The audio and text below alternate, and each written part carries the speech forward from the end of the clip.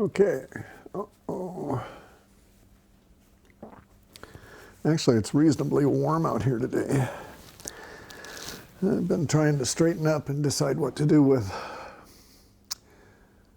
several hundred pounds, maybe, maybe 1,000 pounds of computer books that are computer language books that are basically outdated and no one wants because no one reads anymore. I'm actually thinking about using them as in a composting kind of a situation, in a landfill for land remediation here. Anyway, because they're just taking up space and I'm not ever going to use them, etc. Today we're talking about whose money. Whose money is it, right?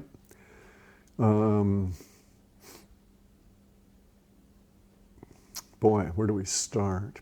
Let's start with woo real quick again, all right, just so we have that definition and people can jump from there. This is a demarcation in reality, and the normies are in here. And the normies have the mainstream media, they have the mainstream paradigm, they have academia. I like to think of them as the academy. It's less authoritative sounding. This is normies world. Let's actually make a little bulge there so it's clear. It's not spherical. Anyway, so that's reality, right? And they own all of that. The normies own all of that. And the normies have been captured by the Wokian cultural Marxists at the moment, but nonetheless it is the normies that own the mass. And everything else that's not within that paradigm is the woo. And the woo is everywhere. And to a great extent that is denied by the normies. The whole normie paradigm is merely corralling some of the stuff in the woo and ignoring the rest of the universe. Okay, and so woo encompasses the universe. Woo is universe. It's just in this case the specific universe that is denied by the normie world. And so it can be any kind of stuff, right? So someone using a prophetic dream, forecasting dream to choose a crypto that then pays off for them, that's woo, that's successful woo. You can also have failure woo. You can do the same thing and crap out. So there's woo everywhere. It is universal, and woo permeates everything. And if you understand that woo is a concept created by exclusion of others' mental perception of reality. In other words, I just live in reality, okay? And I see things, and I point something out to somebody. And it turns out that somebody is a normie, and the thing I'm pointing out to them is not within their paradigm of understanding, so to them it is woo, so they disregard it. It's like, saying that everything Elon Musk does is crap because you know that he once smoked a blunt, right? So it's a mental attitude of reinforcing the paradigm at risk of one's own self, at risk of one's own future and progress on the planet, and so on. And one's own species. They'll do it to the point where they drive the species extinct just to preserve the paradigm, just to prove that their paradigm is correct. And we're at that juncture now. Now, the good news is woo always wins. So their paradigm is going to crash. We're in the death of an empire period. It's going to be horrific. It is horrific already. We've been through the beginning years of it, year zero, and now year woo. Year woo brings some relief to the suffering that was put in under year zero, because during year zero, the normie paradigm prevailed. They had everything locked down within that paradigm. They were fighting for that paradigm by locking everything down mentally, physically, socially, on the internet, all of this stuff. You know, if you said the wrong words that they deemed bad, you're off of the social media and you're canceled and all of this kind of stuff, right? That is the action of a mind trying to maintain its grip on its reality and knowing it's failing. That's where we've been living. And so the good news is we're now in year Wu. In year Wu, we start getting this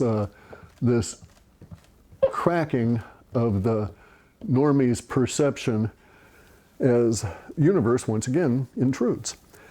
You can't deny it, right? You can deny reality as much as you want, but you can't deny the consequences of denying reality. And we're in the consequences stage. This was forecast by the reports, although it's, you know, absurdly predictable. In this Wu, there's some things that a lot of people don't understand. If you're coming from normie world, you have not been educated, you've been schooled. Your schooling was deliberate to attempt to reinforce the normie paradigm, not to educate you to think, not to educate you in any way, shape, or form. It was to school you to behave as they wanted. So now the behavior no longer functions. And so you're grasping for something else, and you've stumbled across this weird woo shit on the internet. You don't know what to make of it. Okay, so I'm going to define it for you, and then we're going to show you some practical examples of it and how it's going to be intruding in on your life here real quick, and is now intruding in on your life. And so, so woo is everything, right? Woo can be strange mirages. Woo can be unexpected scientific discoveries like new kinds of energetic hurricane effects over the North Pole. And woo can be strange things in our history, out-of-place artifacts that cannot be explained by ordinary normie paradigm and the academy. Woo can be the thought that maybe that those really are old Nazi Panzer tanks frozen on top of the ice under about 5 feet of snow in Antarctica, and maybe the Nazis actually did move a dozen Panzers down there with a control. I don't know what they were a wagon. They were a big 8-wheeled truck that had their version of like SWAT team control stuff. Anyway, so that's all woo. It's all denied by the normie paradigm. They don't want to investigate it. They just want to disregard it and go about their business of being normies. And you can't blame them. That's fine. You know, I live in woo. They live in Normieville or Normie Land. And, but now Normie Land's coming apart because now we're going to get into woo's money, right? Whose money is it? And that's what it comes down to, really is whose money is it? In all of your life, you've been transacting, if you're in the Western paradigm, in a number of currencies that are all paper currencies. And these paper currencies have been issued by government. And they have been able to be used as transactional tools in exchanges for labor for value. So you go and you struggle and you work under bad lighting and you do some kind of, you know, basically meaningless task for a corporation in a small cubicle, and then you get some remuneration shoved into your account at a bank, and you can use those digits to produce tokens that you can then exchange for things like food or games or, you know, fuel, that kind of thing, right? And that's basically what we're talking about here. We're talking about medium of exchange. And if you've been online and you're a gamer, you're used to using other mediums of exchange that are not the US dollar or the euro or whatever currency of your particular locality. In other words, you're used to using alternative currencies, alternative mediums of exchange. True, it's only digital, and it's, you know, for buying your you know, spiffy little battle axe that has the, you know, death ray shoot out of it or something, who knows. Anyway, all of the mediums of exchange in the non-digital or the physical world, based in reality kind of world, not the gaming worlds, which are all also based in reality, but nonetheless. But I'm saying the worlds of matter on the planet have been pegged to the US dollar in one form or another. And the peripheral countries have been losing control of their particular normie paradigm. So if this was the USA as the dominant normie paradigm, the cultural norm, so to speak, then we might have, we might have Venezuela, right? I think it's VZ.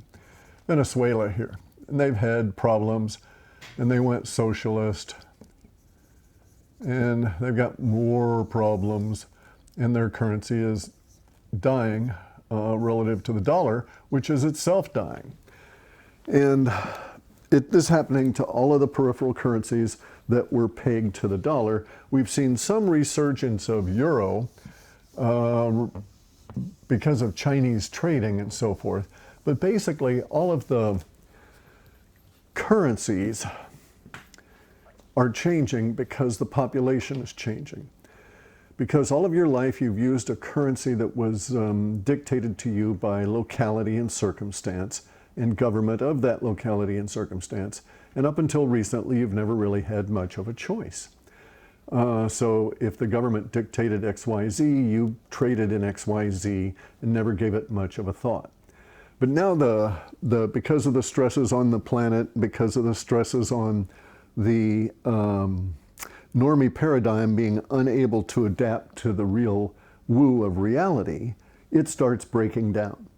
As it's breaking down, those structures that were used to maintain it are also breaking down, and in fact are part and parcel of that whole process. And so one of the structures that had been used to maintain it was the dollar. But that ended up, since 1913, in the 1930s, well, it was actually severed in 100% in 1971. So that died. The paper dollar died in 1971. Rest in peace. All right. It was used for a lot of great evil. All these digital schemes and dollar schemes for inflating the labor of and leveraging the labor of the people are all basically used for evil in some form or another. There's an old saying, I think it's Portuguese actually, behind every great fortune there's a great crime. Anyway, so the dollar from 1971 till present is essentially digital. So this is the D dollar, and it's a petrodollar, but it's really this digital thing, right? Anyway, and so it has lost vast quantities of its purchasing price or purchasing power, and so that one of these dollars now only equals something like 0.013 percent or cents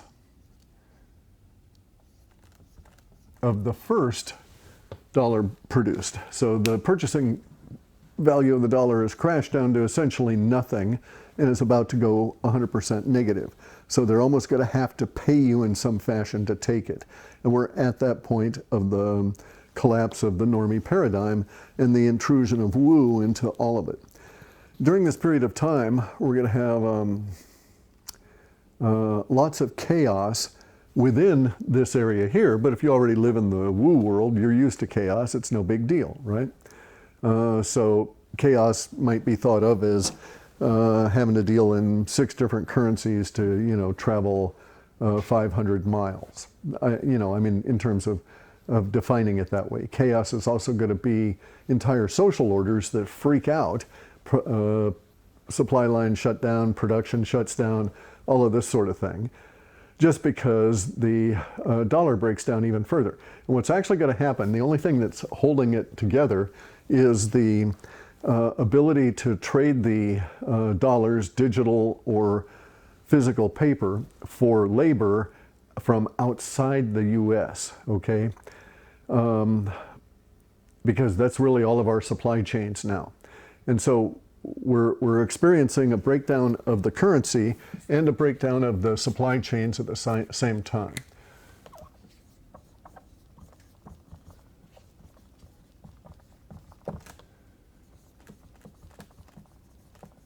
And the currency, the dollar currency, the digital dollar and paper is breaking down, but it's also at the same time, we've had a growth spurt of new alternative currencies.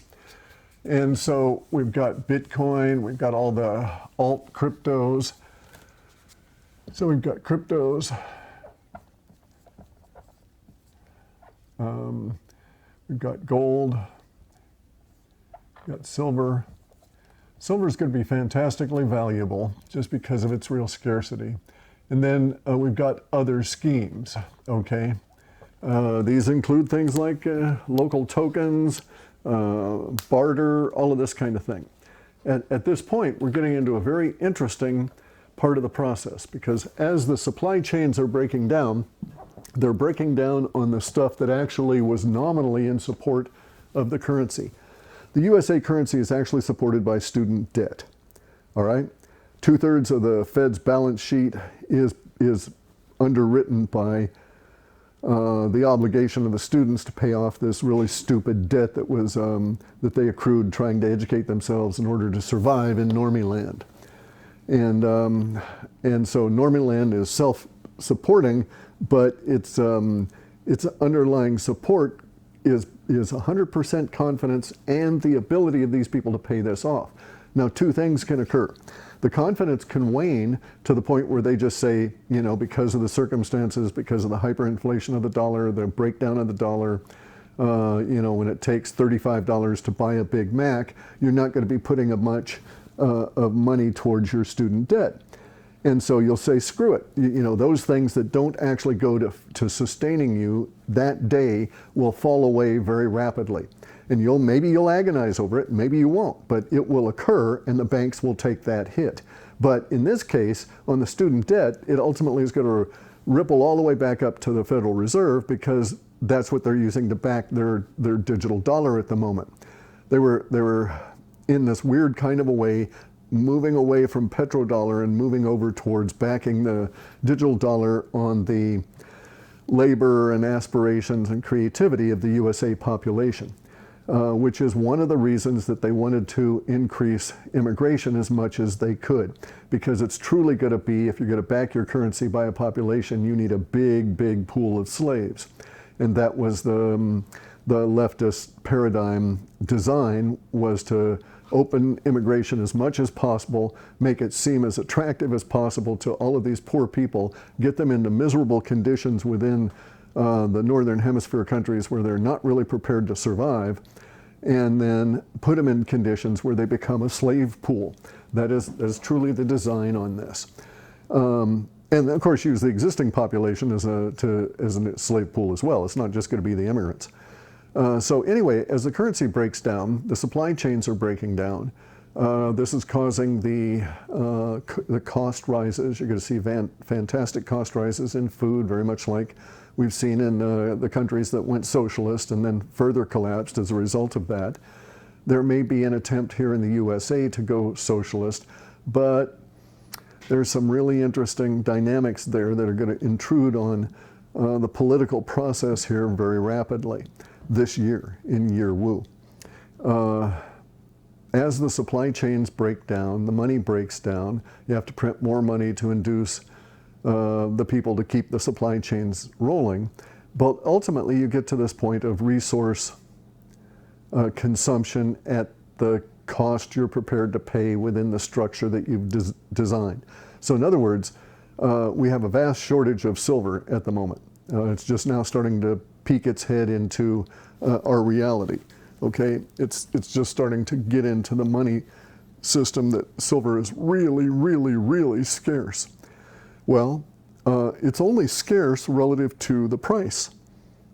If it were, you know, $15,000 an ounce, we probably have enough. Yes, it's going to alter the nature of our society, alter the nature of everything that's done with it as an industrial metal. We'll start looking for alternatives and so on. We'll start using gold for as much of that as we can.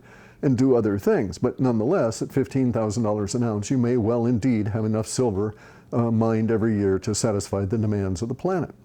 So it's not an issue of resource scarcity as it is use of that resource and willingness to allocate the cost of that resource in order to get that use made.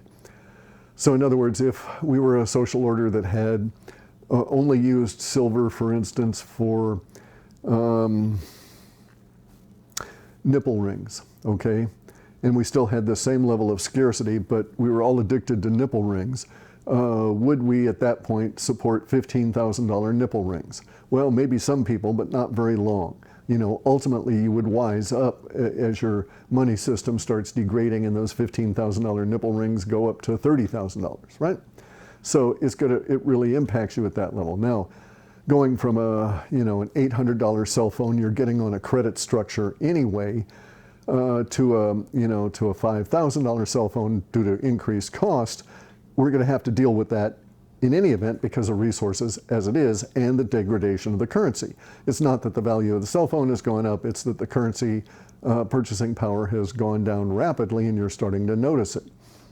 So you have to make some decisions. Oh, your credit structure has gone up and they want you to provide 4 times as much monthly dole out to support this cell phone, and you're going to say, wow, I got to eat, so no, I'm not going to pay that. And we'll start making these decisions as we go forward. Realistic decisions. Adults will come into the room and we'll deal with the fact that there are unknowns that are not within the normie paradigm. It's not structured as they're trying to maintain. It doesn't persist like they say. It's not linear. We have to deal with these cycles. We've got to be adults about our planning and can't take this leftist progressive socialist central planning thing, right? Where the government and big corporations and stuff plan, but they plan essentially on conditions maintaining as they are. When conditions don't, because humanity evolves, they still try and shove humanity back into those conditions and or enter in denial. And we've got a lot of that going on in normie land right now as the planet hits these weird junctures and reacts. So we had Planet Wu intrude on everybody the other day with three large earthquakes in New Zealand, following a day where there were simultaneous earthquakes in the northern and southern hemisphere of virtually the same magnitude at the same time. So, Planet Wu is intruding, things are changing, we're getting an expanded planet here, and our currency is changing. As it's changing, the ability to supply, the supply chains to supply the silver is failing. That's causing the silver price to start to rise up, physically rise up in terms of now to get silver delivered off of any of these auction sites, you got to be ponying up probably $40 to $50, somewhere in there, minimum. And watch out you're not buying counterfeit. Anyway, so as we get into the shifts, we're also entering into the soaring 20s. There's going to be Wu intrusion, but Wu intrusion is a time of opportunity as well. The tendency of the empires at the end is that all the powers that be care about is locking down and maintaining power. So they truly lock down everything, lock it down in order that their power base cannot shift and so on, because they have no ability to adapt, they don't have vision of what's coming. And so actually that mere fact that they lock everything down and try and go rigid and all of that means that they're being displaced. And we don't have to do much to displace them. I mean, you just have to turn and walk away and go and do your own stuff. And that's why we're into the new Wu world and Wu's money, right? And so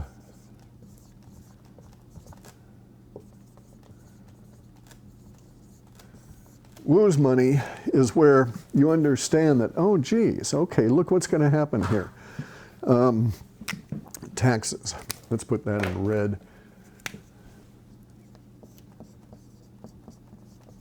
Taxes are a fixed calc in dollars in the USA. But in other places, you'd have but the taxes are going to be a fixed calculation because government needs to plan, so they're trying to get you on a straight schedule here, right? And so look at this. So say that you had some land, and then you had, say, 5 acres.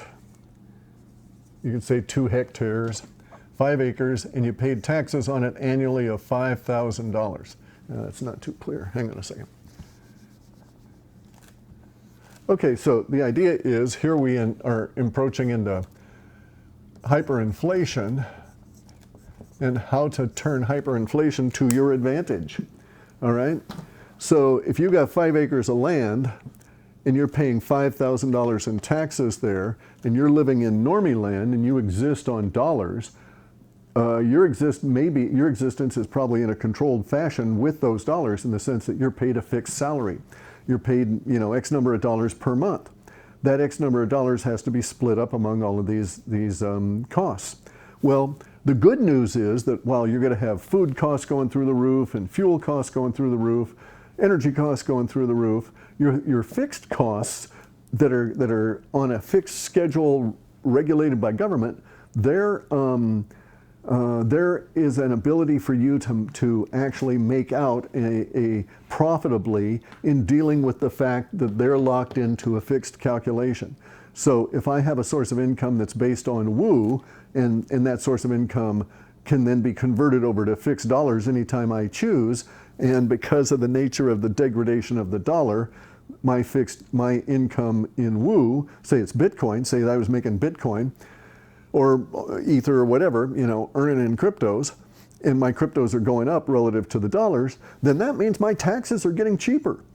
So if my Ether is $400 and now it's $1,200 and then it's $1,700 and then maybe it's $3,000, and so, oh, well, damn, 1 ETH now almost pays my whole annual tax bill.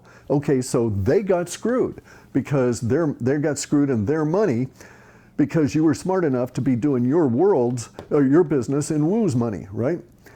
And so that kind of thing is how you have to think now that we're entering into a WOO world, intruding into normie land.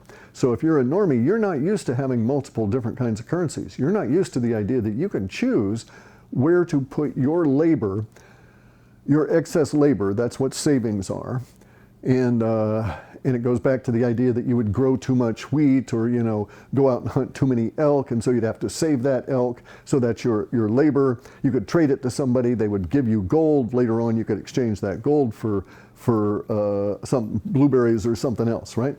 And so you were storing and transferring that labor you put into hunting down, tracking down the elk herd, and taking those 3 bulls. All right, so that's the way that savings originate, and this is how we now have to think about it. And you can. We're rapidly approaching a barter world, or WOO's money world, because here's what's going to happen. As I was pointing out, the silver supply is affected. The silver is consumed, it's used, it's thrown into landfills. So we're wasteful of it and we throw it away. Maybe at some point it'll be profitable to go through the landfills to recover. I don't know.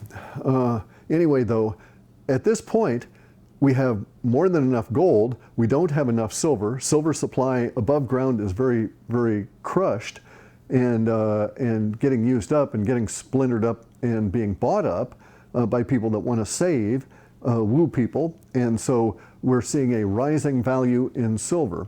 As the silver prices go up, we're going to reach a point where there is a shattering of the currency's ability to back itself and be responsible to its obligations relative to physical metal.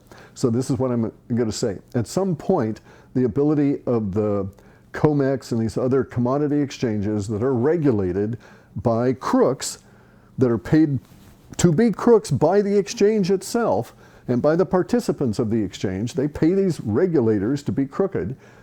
Those things, those exchanges will be unable to deliver physical metal. And so everybody that's bet currency with those exchanges in an opportunity to get physical metal will become disappointed. Now that disappointment will express itself by that exchange trying to buy them off. They're going to come on out there and they're going to say, okay, Joe, we like you, and we're going to do you a good deal here.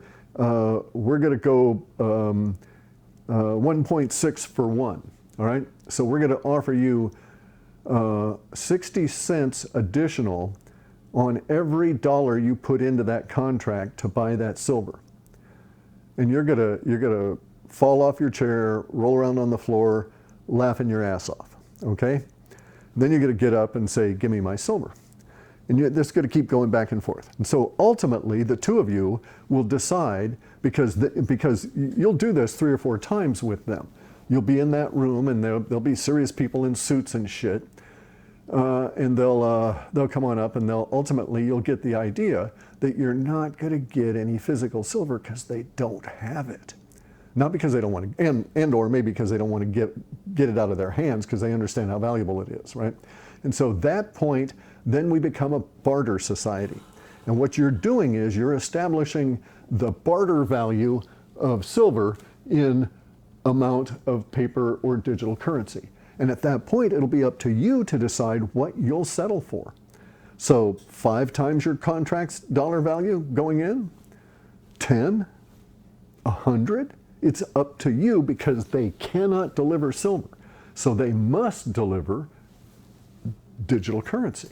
At that point, the whole digital currency system has broken. Now, it'll take a while to ripple out to the guy who's got cows and he's selling milk to the local dairy to bottle up and put into your grocery store, okay? It'll take a while. Won't take that long though. Maybe 3 months maximum, okay? And so say that March we have this fracturing and we decide that we're actually in a gold and silver standard money system again. That's what that means, right?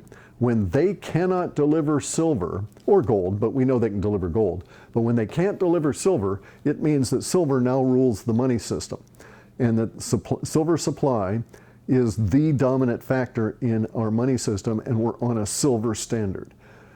Other empires have collapsed because of lack of silver. Go read about the Athenian Empire and how they mismanaged their silver hoards, got themselves into wars, and then the whole Athenian Empire collapsed. And it collapsed very rapidly. Now, ours is much bigger, we're, got more people involved, it'll take us longer, etc. But fundamentally, it's the same concepts. And so we're in this process of coming up to a day that'll be barter day, okay? Bargain day, where you bargain with the people that owe you silver, and you decide, knowing that you're going to have 2 choices. You can come to some agreement with them for some astronomical amount of digital dollars and try and scramble that digital dollars into something meaningful as fast as you possibly can. By that I mean buying anything. We can get into that in a second.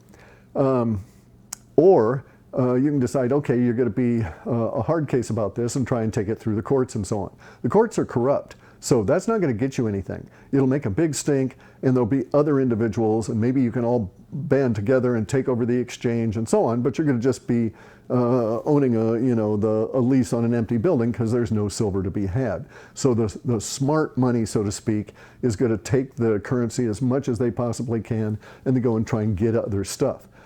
And that's what we're going to see, okay? We're going to see the crack-up boom that we see Solzhenitsyn's contemporary, younger contemporary, he was younger at the time, but anyway, Kondratov, the economist, called it a crack-up boom, when they're printing currency as fast as they possibly can, and it's just booming out. We're going to see that with employment. This is going to be a huge boom in employment, but it'll be low-paying jobs as people try and convert money into labor as rapidly as possible. As long as we can keep this going, there will be some benefits to that, to this period. So in the WOO's money thing, you'll be making out very well as the real value of the WOO economy converts itself and extracts value out of the dying empire, okay? But at some point, that dying empire totally crashes, and you get into a nasty situation, especially if you don't prepare for it. It's my intent with this series of videos that everybody can understand what's coming and can prepare personally.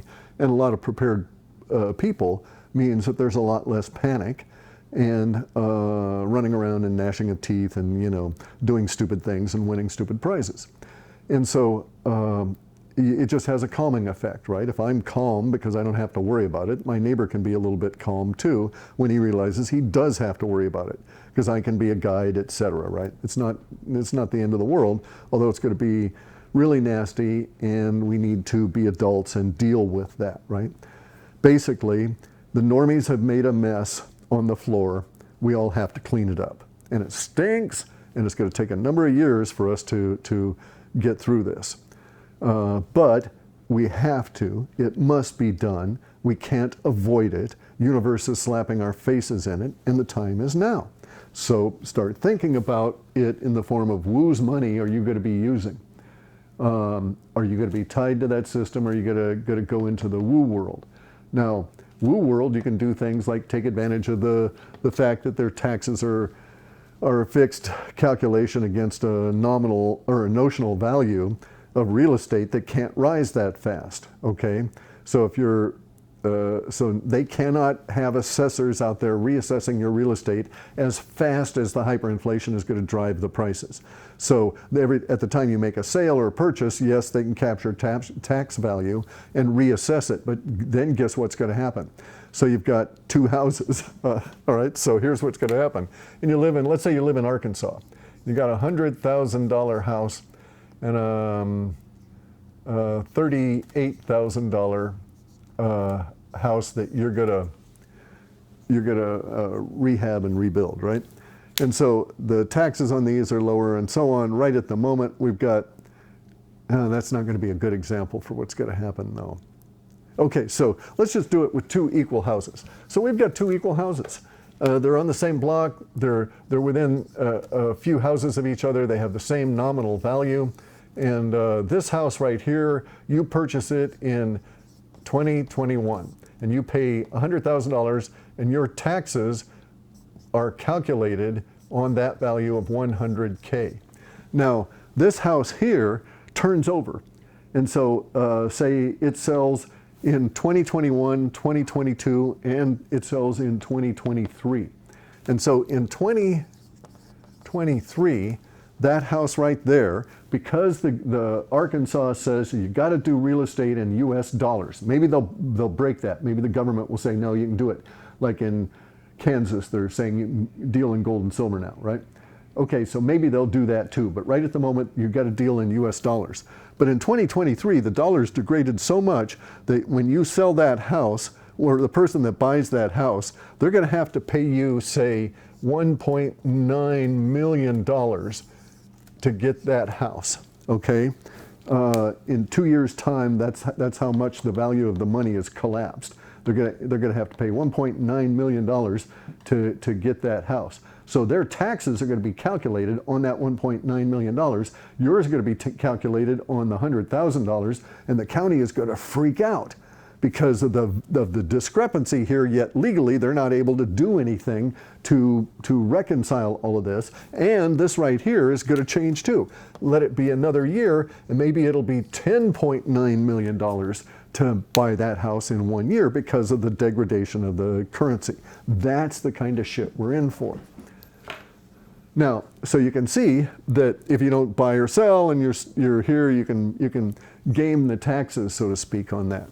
You can also see that this kind of a situation would naturally lend itself to being in woo world in terms of your income, right? So, so in woo's money, if you do things where you're producing real value that you can decide at the time you produce that value as to what that value is represented in their currency, then you're sort of level. Their world's going up and down, their currency's fluctuating, but the gooey ducks you're growing on your land, you decide at the time you harvest that gooey duck out of that tidal land as to how much its worth in the currency, and so you can maintain parity with hyperinflation. So if you're in the resource business,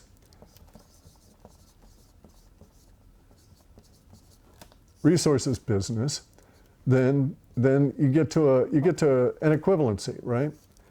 So you're equal to the hyperinflation, and you can decide how much over the hyperinflation you're going to go in order to produce a profit. And you need not even deal in the degrading currency. If you're producing real resources, real value, you can decide, other than, within the legislative authority's ability to force you to take a kind of a currency. And if they do that, they always end up creating black markets that just run rampant. That's what happened in France. When we first moved to France into Europe in the 1960s, France was going through this thing where they had rampant corruption and their money was collapsing. And so they said, take all of your old francs, and for every one of all of your old francs, or for 5 of these old francs, we'll give you 1 new franc.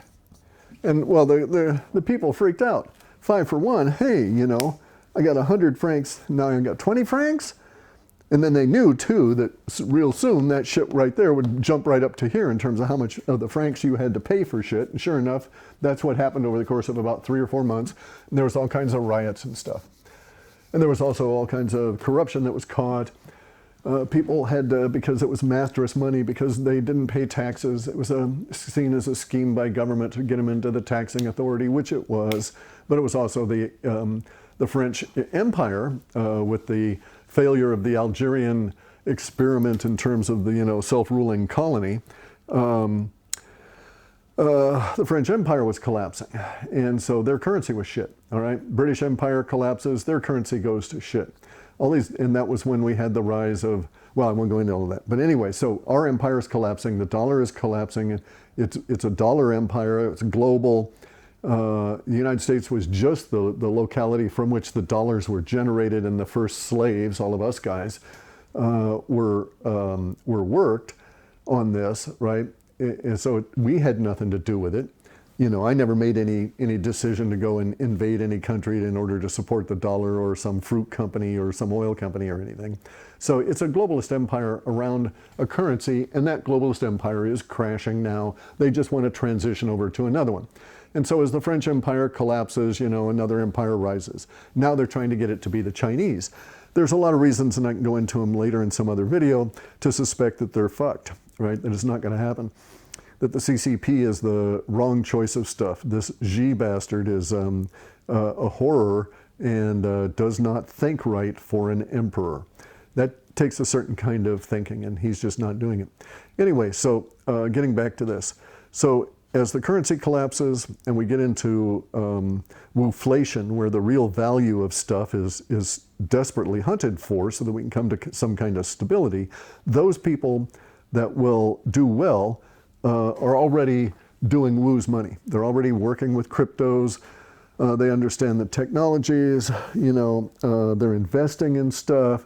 You got people over here in the United States seeing the handwriting on the walls, and they're buying Antminer equipment and other cryptocurrency mining equipment so they can take over as the separation between the Chinese and the rest of the Americas starts becoming more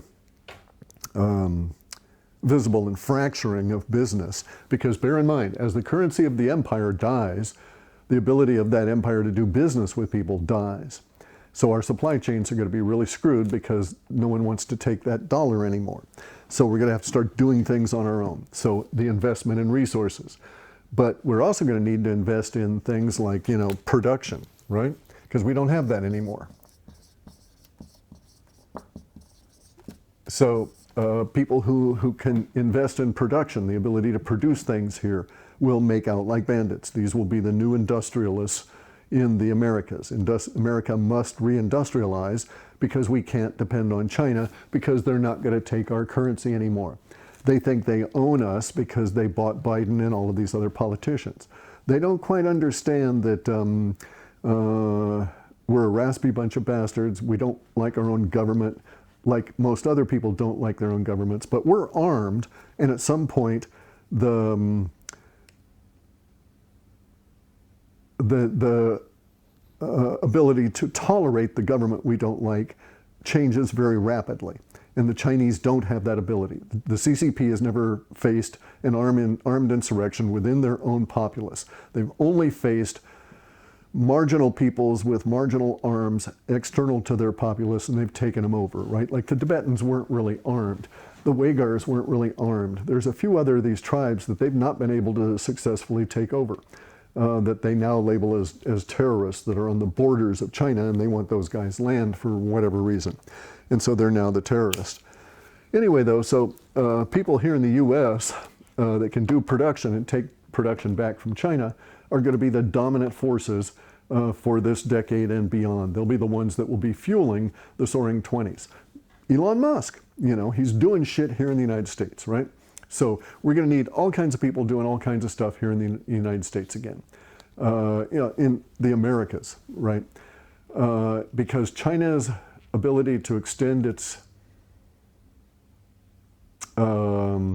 model of business and so on is going to fail extremely rapidly as the dollar currency fails. They don't understand how close they're tied. They're going to have to reorganize like mad, and they're not reorganizing in an appropriate fashion. They're trying to keep the same game going with a different player at the table, which is the EU, and it's just not going to work the way they thought it was. But if you're going to go into lose money, you can get it, and you don't have the ability to, you know, own, you know, a geoduck farm land or something, right? You can train yourself to do production, right? And this is the way it is. We live in a transactional universe. So basically, a transaction is the ability to solve a problem for somebody.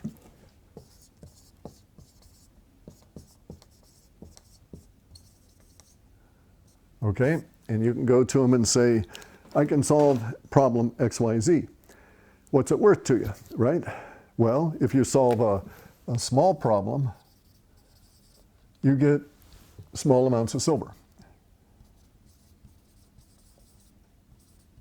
And if you solve a big problem, you get big silver. So it's fundamental rules. We live in a reflective transactional universe. If I add value to universe itself, that value will reflect back on me. So if I have a good transaction that generates fair value between myself and the other party I'm transacting with,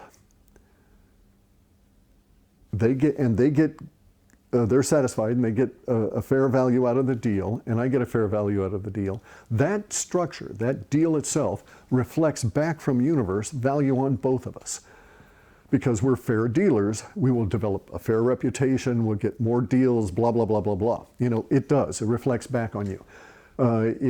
You get value for adding value to universe. And then the nature of the transaction universe is such that as you learn this, as you become accustomed to successfully doing good deals, so to speak, then universe will slot you in so that you can use that skill to get better big deals. So this is part of the woo part, right? Universe participates. Luck is universe showing favor at a personal level, all right? That's fortune. That's a definition for fortune in woo world. And that is that universe is showing you favor by giving you the opportunity to do something with that luck. It's not a reward, and you don't necessarily deserve it, right? A lot of times lucky people are not necessarily good people, but universe sees something in them that it wants to cultivate, and so it might provide them luck to see what it's going to do, what they're going to do with it. And if they waste it, well, pretty soon they run out of their luck. This is what happens to gamblers. So, you know, you see a guy walk on in, he puts some money in one of those nasty, noisy machines, and he gets some big payoff, but then The universe may want him to take that, go pay off his house, buy his wife a present, put shoes on his kid, blah, blah, blah, blah, blah. And he doesn't do that. And so he gets into the things thinking that he's deserved it or that he's earned it. And that's not the way it was at all. It was an opportunity for you to deal with and interact with your karma, and you blew it. Anyway, so that's another thing. But basically, in a transactional universe in which we live, if you solve a problem for someone and it's a small problem, you get small rewards. But if you solve big problems, you get big rewards. Or if you can solve a problem for a lot of people at a little level, you get lots of small rewards, which is a big reward for you. The math is real simple, right? And you can grow all of this as you go forward. Boy, this went too long. Anyway, this is where we're at now. The breakdown of the money is starting this month. We don't know when they'll stop. We don't know when we'll actually go to a barter economy. We do know it'll probably be around silver. That is to say, over the commodity silver.